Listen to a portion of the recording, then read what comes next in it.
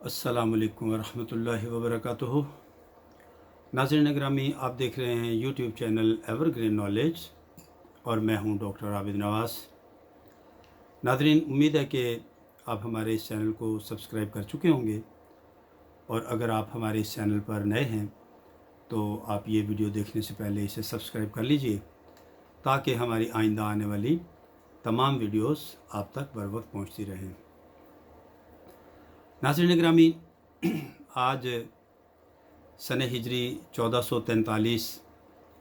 ज़ुल्हिज्जतुल हराम महीना जो है उसकी ये ईदुल अदहा का दिन है। सुम्मा अल्हम्दुलिल्लाह कि अल्लाह ताला ने एक मरतबा फिर हमें इन पुरनूर सआदतों की फ़जीलत को हासिल करने की सआदत बख्शी है। नाज़रीन ग्रामी, जैसा कि हम सब जानते हैं कि ईदुल अज़हा एक ऐसा इस्लामी त्यौहार है कि जिसकी अज़मत जो है वो दीन इस्लाम में बहुत ही बुलंदतर है। ये हमें एक अज़ीम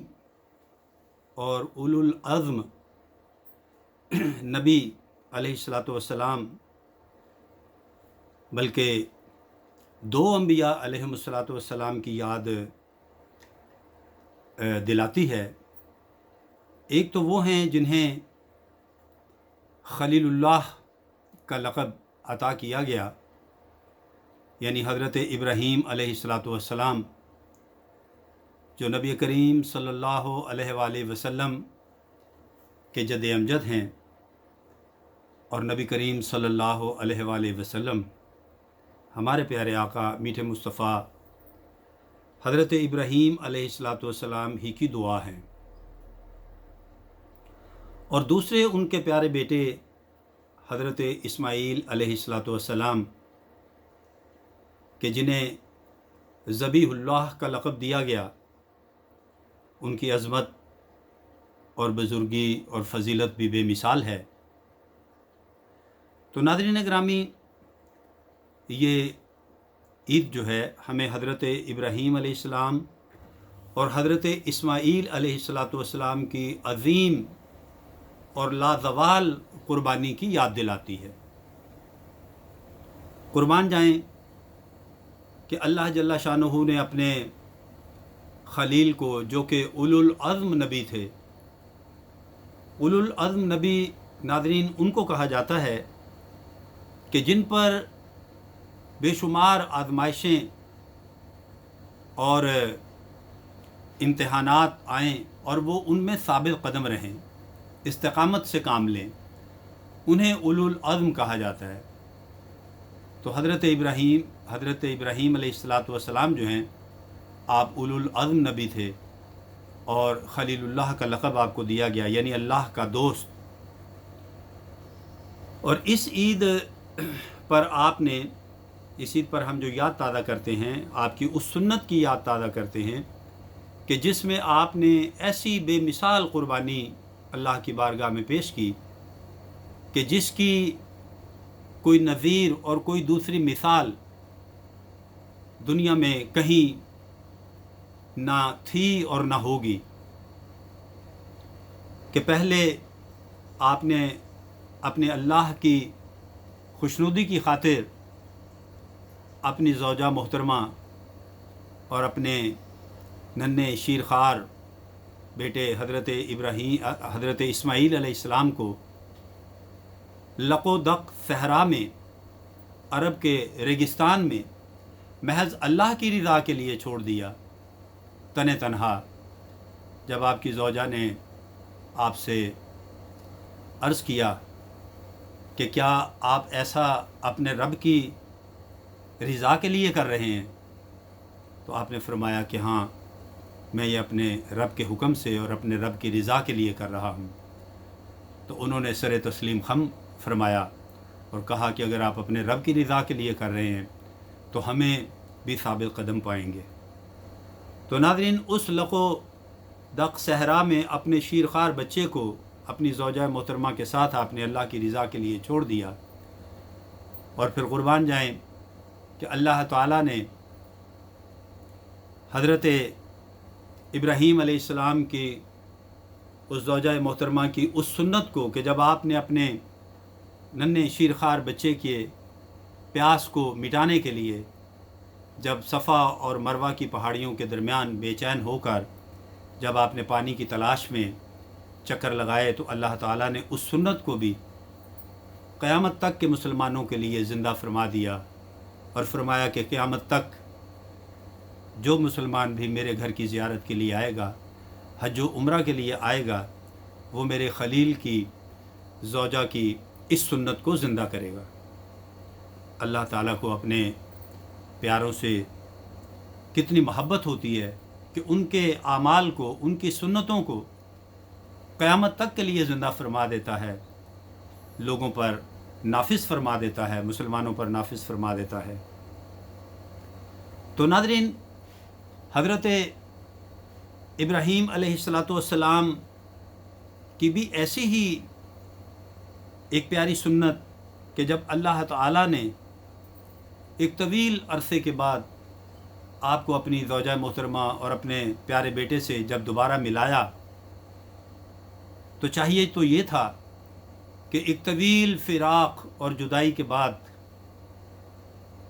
ملنے والی زوجہ اور اولاد جو ہے انہیں اللہ تعالیٰ آپ سے کبھی جدا نہ فرماتا، لیکن اللہ جل شانہ اپنے پیارے بندوں سے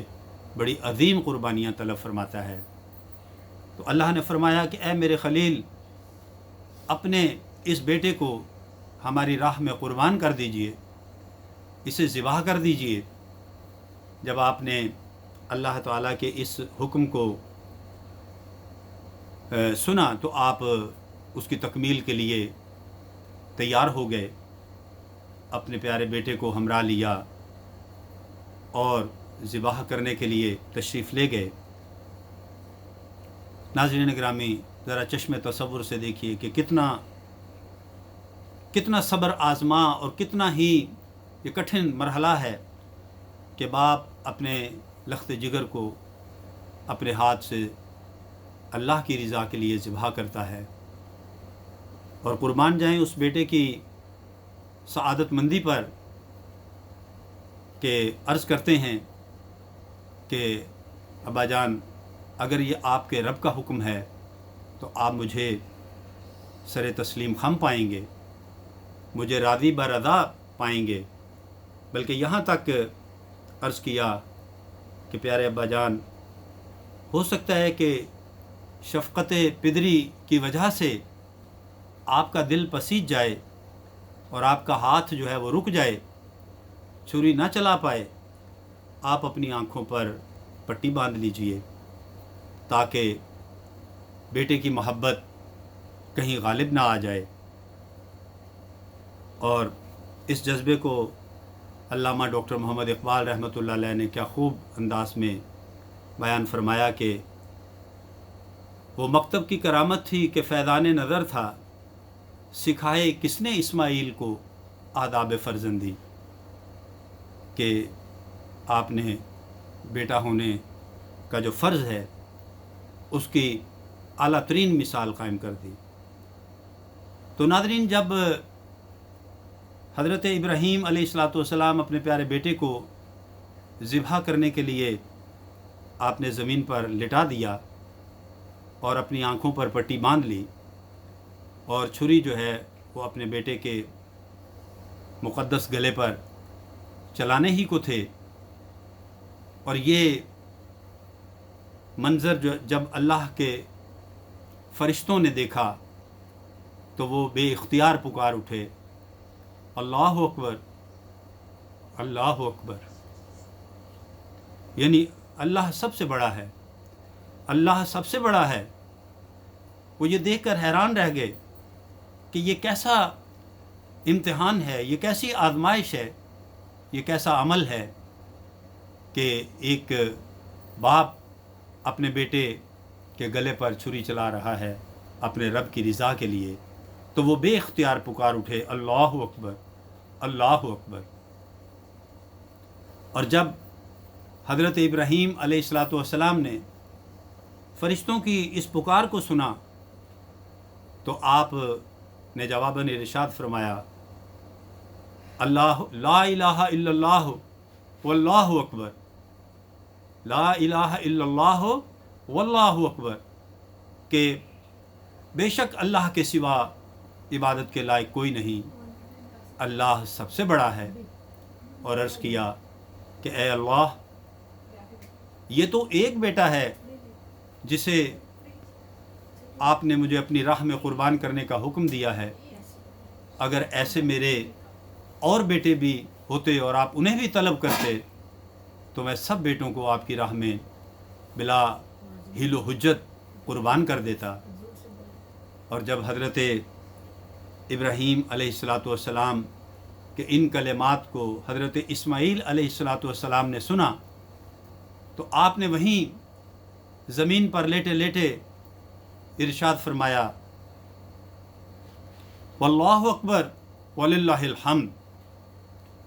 کہ بے شک اللہ سب سے بڑا ہے، میں اپنے رب کی تسبیح بیان کرتا ہوں کہ جس نے مجھ جیسے عاجز کی قربانی اپنی بلند اور پاک بارگاہ میں قبول فرمائی۔ تو ناظرین، یہ جو کلمات ہیں اللہ اکبر، اللہ اکبر، لا الہ الا اللہ واللہ اکبر، اللہ اکبر وللہ الحمد، بے شک یہ اس کو ہم جو ہے وہ ترانہ عزم و استقلال کہہ سکتے ہیں۔ یہ محبت کا وہ ترانہ ہے کہ جو فرشتوں نے اور حضرت ابراہیم علیہ السلام نے اور حضرت اسماعیل علیہ السلام نے اپنے اللہ کی بارگاہ میں پیش کیا اس عظیم قربانی کے وقت، اور اللہ تعالیٰ نے اس محبت اور عزم و استقلال اور قربانی کے اس ترانے کو قیامت تک کے تمام مسلمانوں کے لیے ایک مثال بنا دیا، اور فرمایا کہ اب ہر سال ذوالحج کی 9 تاریخ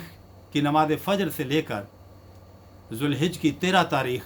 کی نماز عصر کے بعد تک، نماز عصر تک، ہر نماز کے بعد ہر مسلمان مرد پر فرض ہے کہ وہ اس تکبیر کو، اسے تکبیر تشریق کہا جاتا ہے، اس تکبیر کو بلند آواز سے کم از کم 1 مرتبہ پڑھے، اور 1 مرتبہ پڑھنا واجب ہے اور 3 مرتبہ پڑھنا افضل ہے۔ یہ اللہ تعالیٰ نے اپنے محبوبین